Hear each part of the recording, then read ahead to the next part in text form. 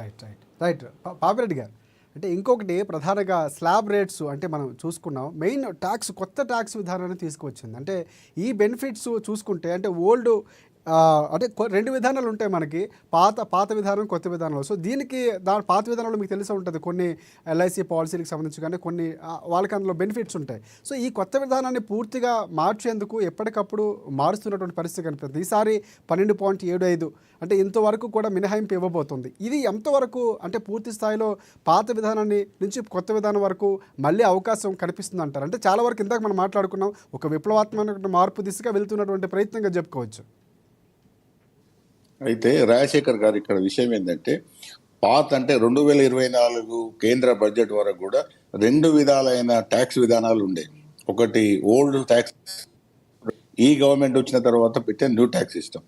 Old tax సిస్టంలో అనేకమైన వెలుసుబాట్లు ఉండేది. ఏది హెచ్ఆర్ఏ ఉండకపోయేది, హౌస్ లోన్ తీసుకుంటే దాని మీద ఇంట్రెస్ట్ మీద కూడా 1 లక్ష వరకు రిబేట్ ఇచ్చేది, హెల్త్ ఏమైనా చేసుకుంటే ఇట్లా రకరకాల ఒక వీటికి ట్యాక్సెస్ లేకుండా పాత ట్యాక్స్ విధానం ఉండే. కానీ ఈ బీజేపీ గవర్నమెంట్ వచ్చిన తర్వాత ఇంకా కొత్త విధానం చేసేసి ట్యాక్స్ కొద్దిగా తక్కువ చేసి స్టాండర్డ్ డిడక్షన్, మిగతా ఎగ్జామ్షన్స్ ఎక్కువ చేసి దీనిలో ఎటువంటి రిలీఫ్ లేవు. ఓన్లీ స్టాండర్డ్ డిడక్షన్ 75,000 తప్ప ఎటువంటిది లేకుండా పెట్టారు.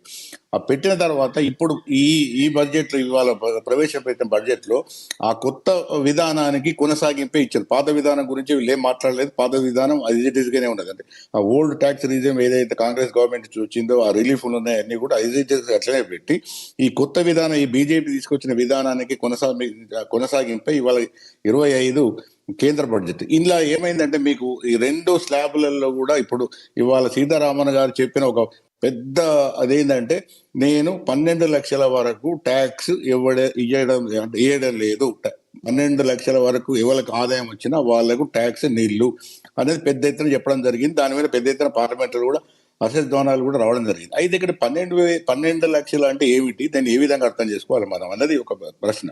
ఇప్పుడు ఉదాహరణకు మీరు పాత ట్యాక్స్ విధానంలో మనకి ఎట్లుండాలంటే, పాత ఓల్డ్ న్యూ ట్యాక్స్ సిస్టంలో 3 లక్షల వరకు ట్యాక్స్ లేకుండే. 2024 మేము మన ట్యాక్స్ రిటర్న్స్ కూడా చేసినాము.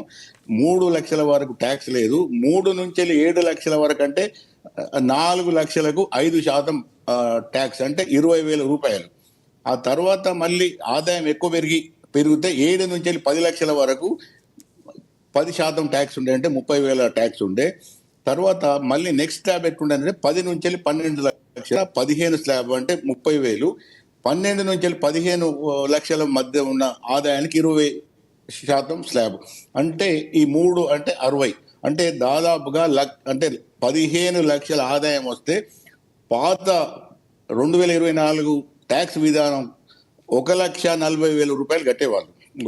రాజశేఖర్ గారు జాగ్రత్త గమనించండి. అయితే ఇప్పుడు కొత్త విధానం, ఈ కొత్త ఇవాళ ప్రవేశపెట్టిన ఏదైతే ట్యాక్స్ ఉన్నదో ఆ ట్యాక్స్ లో వాళ్ళు ఒక ట్యాక్స్ విధానం ప్రకటించారు. ఆ ట్యాక్స్ విధానం ఏంటంటే 4 లక్షల వరకు ఫ్రీ, పేన దాంట్లో 3 లక్షల వరకు ఫ్రీ ఉంటే ఈ 4 లక్షలు అంటే ఇంకొక 1 లక్ష పెంచారు. 4 లక్షల వరకు ట్యాక్స్ నిల్లు, 4 నుంచి 8 లక్షల వరకు 5%, అంటే 4 లక్షల నుంచి 8 లక్షల వరకు ఆదాయం వచ్చే వాళ్ళకు 20,000 రూపాయలు. తర్వాత 8 నుంచి 12 లక్షల వరకు వచ్చే వాళ్ళకు 10%, అంటే 40,000. 10 నుంచి 16%, 16 లక్షలు. 12 నుంచి అంటే 12 నుంచి 16 లక్షల వరకు 15%. అయితే కొత్త ట్యాక్స్ విధానం వల్ల ఎంత ట్యాక్స్ అవుతున్నదంటే 1,20,000 ట్యాక్స్ పడుతుంది. అయితే మరి ఈమె 12 లక్షలకు ట్యాక్స్ పడదని చెప్పింది కదా. అంటే 12 లక్షల వరకు వచ్చే ఆదాయానికి కేంద్రం రిబేట్ ఇస్తున్నది. ఒకవేళ ట్యాక్స్ పడ్డా కూడా 12 లక్షల లోపల ఆదాయం ఉన్న వాళ్ళకు ఫ్రీ, వాళ్ళకి ఎటువంటి ట్యాక్స్ వేయరు. ఇప్పుడు ఉదాహరణకు దీన్ని మనం ఎట్లా అర్థం చేసుకునే, తెలంగాణ గవర్నమెంట్ 200 యూనిట్ల కరెంటు బిల్లుకు ఫ్రీ అని చెప్పింది. అంటే 200 లేదా 200 లోపల వస్తే ఫ్రీ, కానీ 200 నుంచి 201 వచ్చినా కూడా మొత్తం మీద మళ్ళీ ట్యాక్స్ పడ్డట్టే. ఇక్కడ కూడా ఎట్లుంటది అంటే 12 లక్షల వరకు అయితే ట్యాక్స్ ఫ్రీ. అయితే తర్వాత చెప్తా ఇక్కడ ఎట్లా అంటే 12 లక్షల నుంచి దాంట్లో మార్పు ఉంటుంది. అది 75,000 అట్లే, 5 తీసుకో 75,000 అట్లే ఉంచారు. పాత దాంట్లో అట్లే ఉండదు, కొత్త దాంట్లో అట్లే ఉండదు. అయితే ఇప్పుడు మనకు జరిగేది ఏంటంటే ఈ కొత్త ట్యాక్స్ విధానంలో కూడా మీకు బెనిఫిట్స్ ఎట్లా వస్తాయంటే, ఇప్పుడు ఒకవేళ ఆ, ఈ 16 లక్షల రూపాయల ఆదాయం వస్తే వాళ్ళకి ఎంత ట్యాక్స్ పడుతుంది అంటే, కొత్త విధానంలో 1,20,000 ట్యాక్స్ పడుతున్నది. కానీ పాత విధానంలో అది ఎంత ఉండేదంటే 1,70,000 ఉండేది. అంటే 50,000 రూపాయలు వాళ్ళకి మిగులుతున్నాయి. అయితే స్టాండర్డ్ డిడక్షన్ కలుపుకుంటే కొంచెం తగ్గుతుంది. ఇంకా 75,000 రూపాయలు మనం దాని డిడక్షన్ తీసుకుంటే కొంచెం తగ్గుతుంది. కాబట్టి ఒకటేంటంటే 50,000 నుంచి మొదలైన ఈ రిబేటు ఆదాయం పెరిగినా కొద్ది ఏమైందంటే వీళ్ళు ఇక స్లాబ్స్లలో బాగా మార్చారు. ఇప్పుడు 12 లక్షల నుంచి 16 లక్షల వరకు 15%. అంతకుముందు పాత సిస్టంలో ఏముండనంటే 15 లక్షలు దాటితే 30% ఉండే స్లాబ్. 30% అంటే ఒకవేళ 15 లక్షల నుంచి 16 లక్షలు అయితే 1,00,000 రూపాయలకు 30,000 రూపాయలు ట్యాక్స్ వసూలు చేసేవారు పైన ట్యాక్స్ విధానంలో. కానీ ఈసారి ఏమవుతున్నదంటే ఈసారి 16 లక్షలు కూడా 15,000, తర్వాత 16 లక్షల నుంచి 20 లక్షల వరకు కొత్త స్లాబ్ పెట్టి దానికి 20% ఇస్తున్నారు. ఇంకోటి ఏంటంటే 20 నుంచి 24 లక్షల వరకు 20%. ఇక్కడ 24 లక్షలు దాటిన తర్వాతనే 30%. అంటే అప్పుడు పాత దాంట్లో 15 లక్షలు దాటితేనే 30% ఉన్న పన్ను ఇవాళ 24 లక్షల రూపాయలు దాటితే మాత్రమే 30%. అంటే పై వర్గాలు అంటే మధ్య తరగతి, కొద్దిగా ఎబో మధ్య తరగతి వాళ్ళ యొక్క ఆదాయం పెద్ద ట్యాక్స్ నుంచి మినహాయింపు ఉంది. ఇప్పుడు మాక్సిమం ఏంటంటే 1,10,000 వరకు ఈ ట్యాక్స్ రిలీఫ్ వస్తున్నది. అంటే 24 మేము ఎంప్లాయీస్ ట్యాక్స్ కట్టినరు, ఆ ట్యాక్స్ కు రేపు 25 ఆర్థిక సంవత్సరంలో కట్టబోయే ట్యాక్స్ కు మధ్య వ్యత్యాసం చూసుకుంటే దాదాపు వాళ్ళు 1,10,000 రూపాయలు సేవింగ్ జరిగింది. కాబట్టి ఇది పెద్ద. దీనికి నేను ఏమనుకుంటానంటే రాజకీయ కోణాలు ఉంటాయి. రాజకీయ కోణాలు లేకుండా ఏ ప్రభుత్వాలు కూడా బడ్జెట్లు పెట్టి పరిపాలన చేయి. ఎందుకంటే ఇంకొక 3-4 ఈ ఎలక్షన్స్ ఉన్నాయి. ఢిల్లీలో కూడా ఎక్కువ లేకపోతే రకరకాల ఉద్యోగ వర్గాలు ఉంటాయి. కాబట్టి ఇవాళ ఈ ట్యాక్స్ విధానం వలన ఒక పెద్ద ఎత్తున బీజేపీ వాళ్ళు ఒక రాజకీయంగా ఒక పెద్ద అనుకూలమైన మార్పు చేసుకోవడానికి కూడా అవకాశం బడ్జెట్ వాళ్ళకి ఇచ్చింది. 70% వరకు లబ్ధి చేకూరుతుంది. అదేనండి, 12 లక్షల రూపాయల వరకు వాళ్ళు దాదాపు ఎంత 50,000 నుంచి 60,000 వాళ్ళు రిబేట్ ఇచ్చేస్తున్నారు. సెంట్రల్ గవర్నమెంట్ పోతున్నది, వాళ్ళకి ఇన్కమ్ పోతున్నది. అయినా కూడా మేము ఇస్తున్నామంటే తప్పకుండా 12 లక్షల వరకు అందరూ కూడా చాలా సంతోషంగా ఉంటారు. కాబట్టి వాళ్ళందరూ కూడా బీజేపీకి రేపు కేజ్రీవాల్కి పెద్ద కష్టమే ఉంటుంది. రేపు బీజేపీ ఎన్నికలు బీజేపీకి పెద్ద అనుకూలమైన వాతావరణం వచ్చే అవకాశం కూడా కనబడుతున్నారు.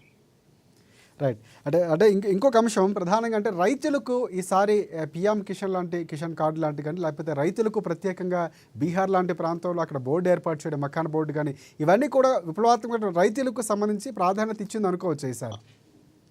ఇప్పుడు ఏమైందంటే ఇంతవరకు కేవలం ఆర్థిక సంపదను సృష్టించాలి, పెద్ద ఎత్తున గ్రోత్ రేట్ అంటే వృద్ధి రేటు, సంపద మీద దృష్టి పెట్టాడు. కానీ అది ప్రజలకు సంబంధం లేదు. అదాని, అంబానీ లేకపోతే ఈ సంపద పెరిగితే వచ్చేది జనాలకు ఏమి లేదు అనేది తేలిపోయింది. తర్వాత ఇంకోటి ఏంటంటే పెట్టుబడిదారు విధానం అభివృద్ధి కావాలన్నా కూడా వాళ్ళు కావాలి. కొనే వాళ్ళు ఉంటేనే అమ్మాయి వాళ్ళకు అమ్ముడు పోతుంది. ఈ కొనే వాళ్ళకి ఏం కావాలి? ఆదాయం కావాలి. ఇప్పుడు పెట్టుబడిదారు విధానంలో పెట్టుబడిదారు అయినప్పుడు కూడా రెండో వైపు ప్రజలకు తగిన కొనుగోలు శక్తిని పెంచితే వస్తువులు అమ్ముడు.